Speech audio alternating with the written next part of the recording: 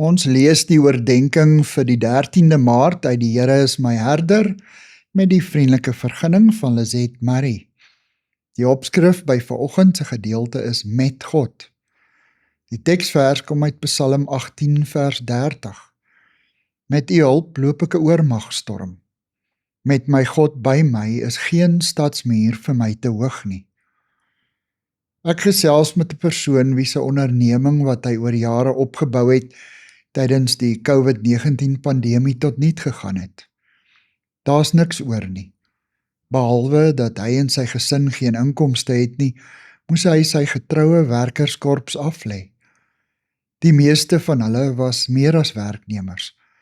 Hulle was ook sy vriende. En tog, terwyl hy sy storie vir my vertel, raak ek daarvan bewus dat hy steeds bly hoop.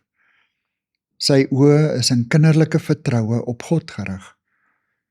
Ek weet dat die Here ons deur hierdie tyd gaan help. Ek weet dat hy iets groots gaan doen, sodat ons later sal terugkyk en sy naam loof.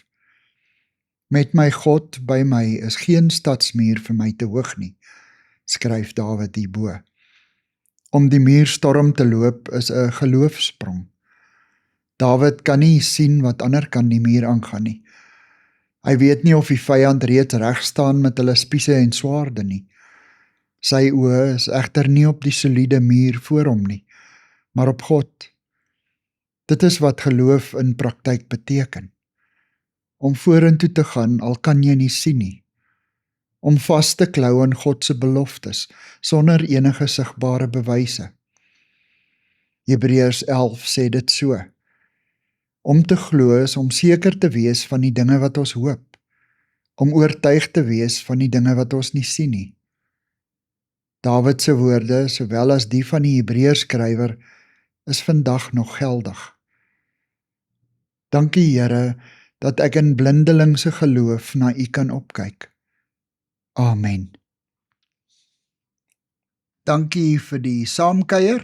Ek deel Lizet se kontakbesonderhede in die inligtingsparagraaf van die kanaal.